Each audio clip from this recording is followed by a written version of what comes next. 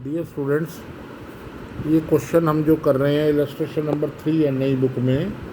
Calculate goodwill of the firm on the basis of the 3 year purchase of the average profit of last 5 years. The profit for the last 5 years were rupees दे रखे हैं 2013-14 का, 14-15, 15-16, 17-17, 18 का दे रखा है। Additional information दे रखी है। पहले तो देखो आप इसका सोल्यूशन क्या है, गुडविल कैसे निकालनी है। 3 year purchase of the average profit of last 5 years. Goodwill is equal to 3 year purchase of average profit. तो हमें 3 तो दे रखा है बुक के अंदर क्वेश्चन में। अब हमने क्या निकालना है, average profit. Average profit normal तरीके तो सिंपल निकाल सकते हैं, बट यहाँ पर आपको थोड़ी सी एडजस्टमेंटें दे रखी हैं, उस एडजस्टमेंट्स को करनी है। 13, 14, 14, 15, 15, 16 और 16, 17 और 2017 और 18।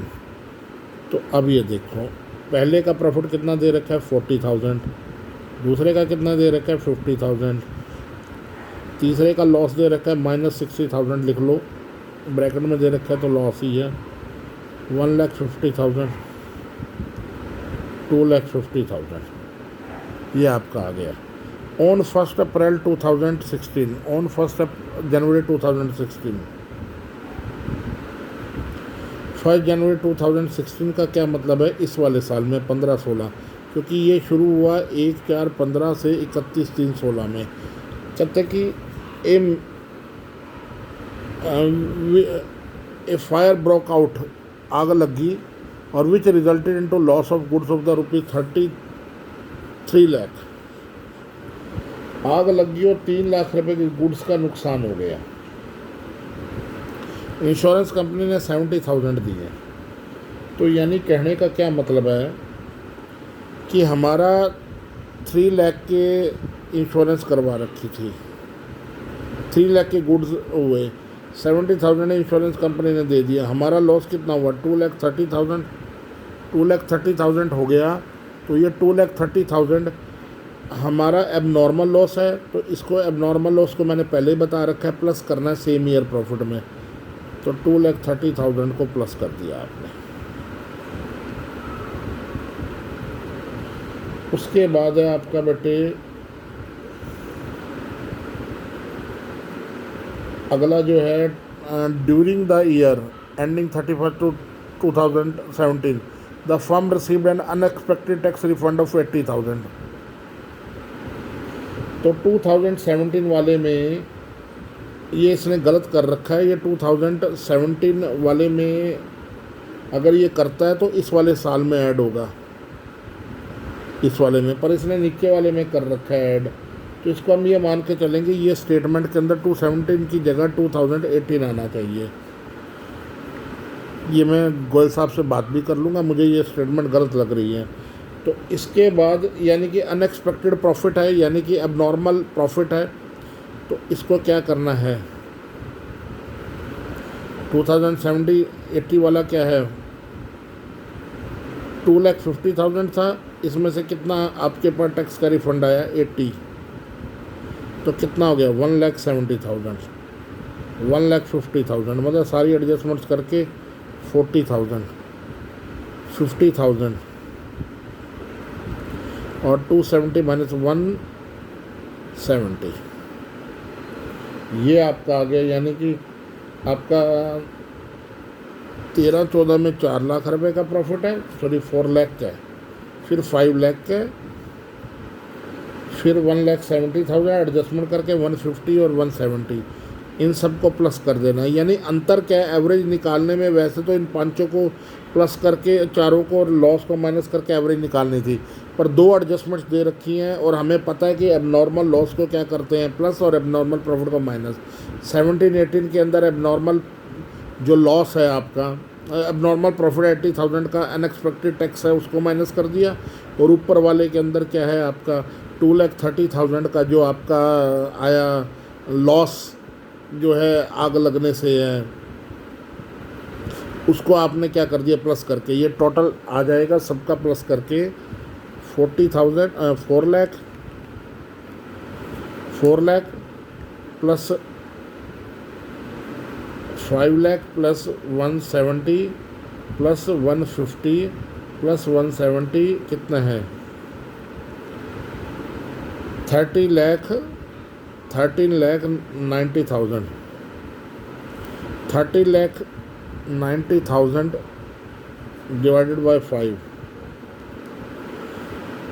2,78,000 इसको नंबर ऑफ ईयर परचेज से गुना करना पड़ेगा 3 से, आपका 8,34,000 आपका आंसर आ गया।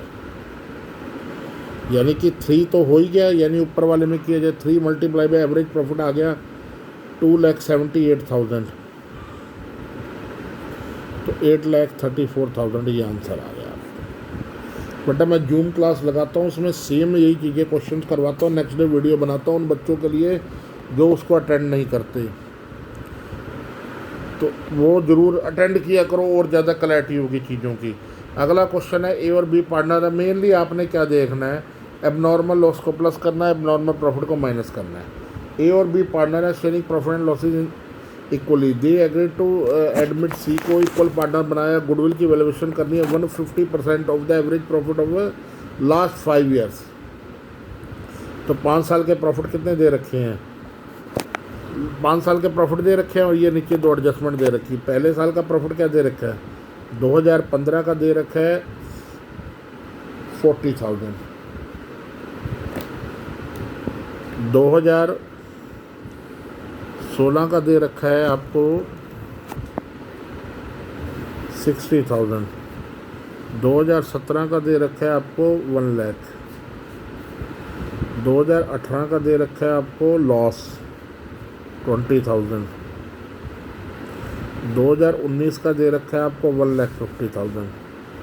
अब इसमें एडजस्टमेंट्स करनी है हमने। क्या है, पहली एडजस्टमेंट है during the year ending 31 March 2060 and assets of the regional cost of ₹2 lakh, यानी कि 31 मार्च 2016 वाला साल, ये वाला सेकेंड ईयर वाला जो ईयर है ये, इसके अंदर कहता है कि an asset of the original cost से हमें कुछ नहीं लेना देना। बुक वैल्यू है 1,50,000 की, बिकी 124, यानी 26,000 लॉस में बिकी। अब नॉर्मल लॉस है तो प्लस कर दो 26,000।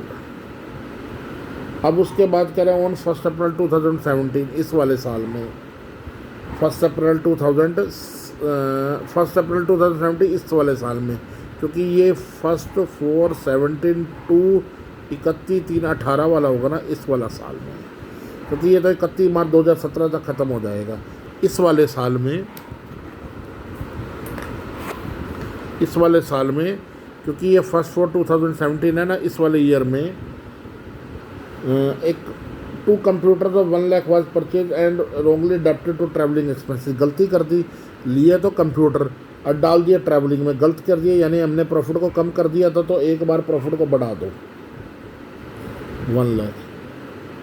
डेप्टेड टू ट्रैवलिंग एक्सपेंसेस में डाल दी। Depreciation of computer was to be charge 20% original cost method से on written down value method. तो इसका डेप्रिसिएशन तो माइनस करना है हमने 20,000, और अगले साल में भी माइनस करना है, क्योंकि 1 लाख का 20,000 80,000 रह जाएगी, उसका 16,000 माइनस करना है, क्योंकि वो कंप्यूटर उड़ थोड़ी गए, अगले साल भी वो आएंगे। तो ये आपके एडजस्टमेंट्स करके प्रॉफिट्स आ गए। अब इसका वही सेम तरीके से आपने करना है कि 40,000 ये हो गया, 86,000 ये हो गया आपका, 1 लाख आपका ये हो गया, और 60,000 आपका ये हो गया, और 150 माइनस 16,000 134 आपका ये हो गया।